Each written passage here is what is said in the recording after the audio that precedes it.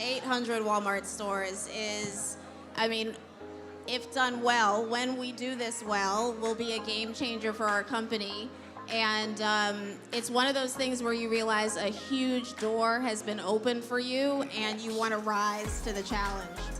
Sanaia's acceleration as a company has been almost entirely powered and fueled by women of color who said yes when they had no other reason but because they wanted to open the door for me.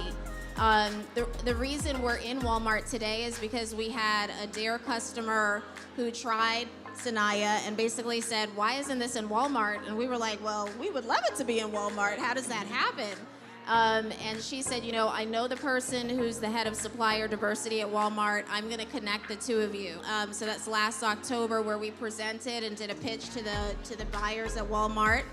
And, you know, the rest is history. 2.5 years ago, I had an inclination that everybody started talking about plant-based movement and the plant-based snacks and wanting to move away from dairy.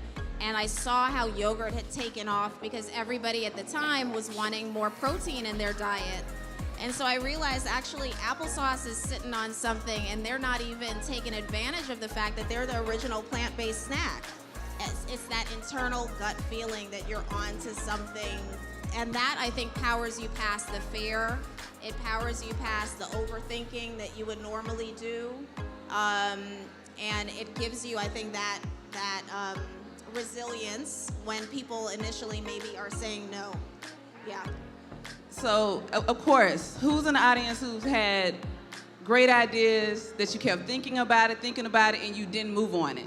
Right. You and I share a commonality. Yes. Many commonalities. Many commonalities. We're very intentional in our work and our purpose, but we have founded companies that the world is responding to with an overwhelming yes. Yes, that's right.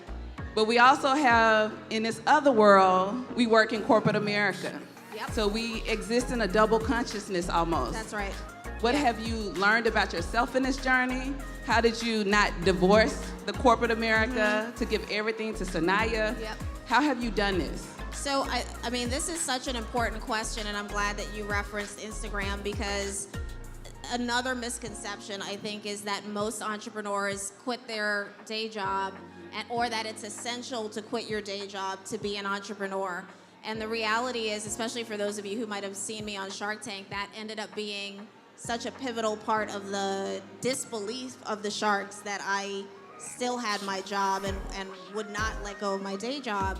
The reality is, if you look at the statistics, particularly women of color and people of color have their day jobs while they expand their businesses, right? Some out of necessity, mostly out of necessity, because that's the capital that you need in order to put that into your business.